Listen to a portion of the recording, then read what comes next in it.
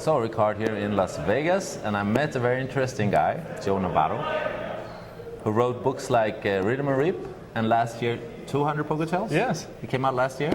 Just last year. Yeah, and you have become sort of a name in the industry for your poker. Where does your knowledge come from?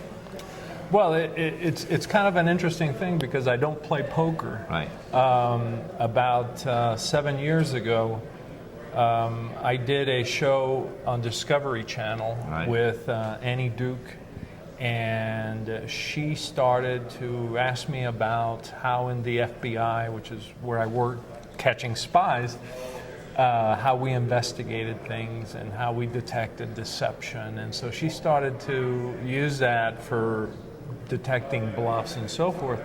And then Phil Hellmuth contacted me one day and he said, I'd like for you to teach at one of my academies. Right. And I said, Phil, I don't know how to play poker. And he said, just teach what you know.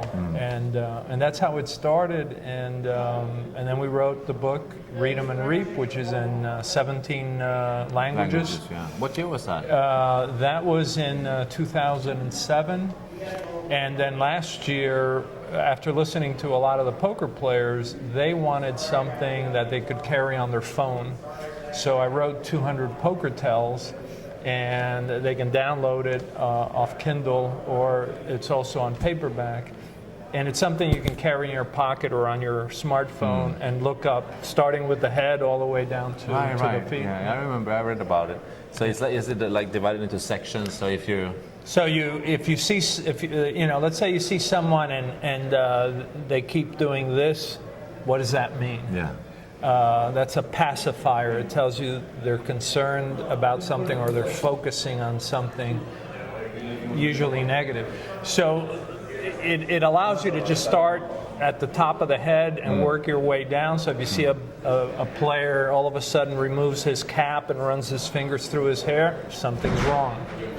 Something's at issue. So. And that's the beauty of it. They didn't want a lot of writing. They just wanted almost like short bullet points.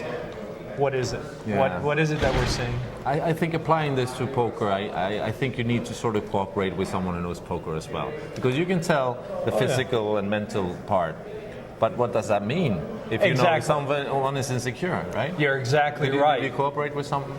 You have to. Well, one of the things that I did with Phil Hellmuth and other players is, what does it all mean? Because in poker, you're not reading the Poker Tells. You're not reading reality. You're reading perceptions of reality. Of course. If you think you're strong, you could have trips. Yeah. It doesn't matter. It's you perceive yourself as strong, and so the body language that I'm going to read is precisely that. And you often see this with, for instance, players like Phil Hellmuth, who get very upset because they read the person right, but he was reading the perceptions. Right. So you have to be careful. What I try to teach is the science behind it, so that if you understand how the brain reacts to the world around you, so we're either comfortable or uncomfortable, we're either happy and contented or there's issues, we're either confident or we lack confidence. But in poker it's very difficult because you could be weak or you could be weak and marginal. You might have a okay hand, but somebody could trump it, or you could be strong and marginal. So it's a question of what am I seeing, but you have to know poker. You have to be a poker player to bring it all together. But I have to tell you this, most of the winning poker players that I've dealt with, and I've coached a lot of them, will tell you, I don't just play the cards, I play the player. Of course. Yeah. Of course. And with this knowledge, that gives you a big boost in would you say? Well, it does. In chances of beating your opponent.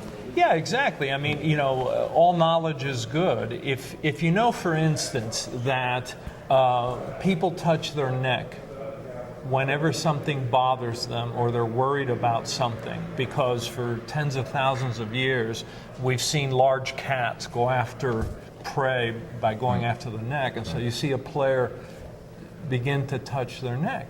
You say, they're not strong, there's some issue there. The question is, in context, what is really going on? Yeah. It must be interesting. How did you learn these skills?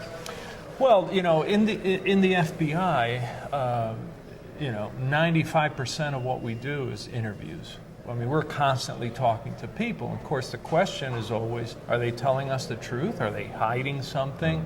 Are they telling us some truth and lying about other things? So it's always an issue of who's telling the truth, who's lying, or who's hiding information.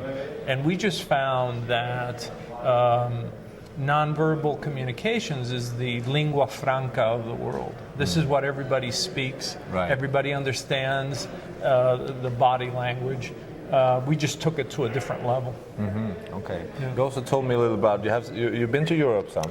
I've been to Europe a lot, country, and I've been to Sweden many times. I can't go into many details, but many years ago we were chasing an American spy who just happened to travel through Sweden, and so I spent a little time there, and it was great. We had a good time. You had a good time. Did you find the guy? Yeah, but he was back in America. But did you get some information in Sweden to catch him? Yeah.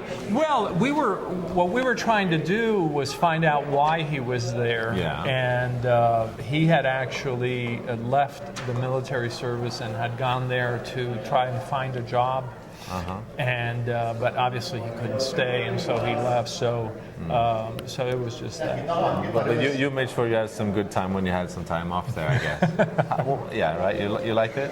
Yeah, I liked it because I was there during the right time of the year. It was summer, and people were outdoors, and people were riding bicycles and going out to the cafes. And it was just so nice. I really enjoyed it. And of course, you know, my neighbor's from Sweden, so we get along. So to all my friends in Uppsala, I say hello. Yeah, of course.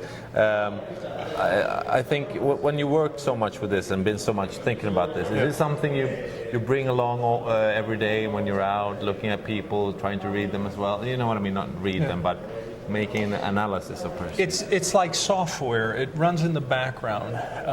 Like there's a gentleman behind the camera right now. His leg is shaking, and it's because he wants us to move along. I don't have to think about it. I just know it's going on. I can see the people over there, and I can sense what they're talking about.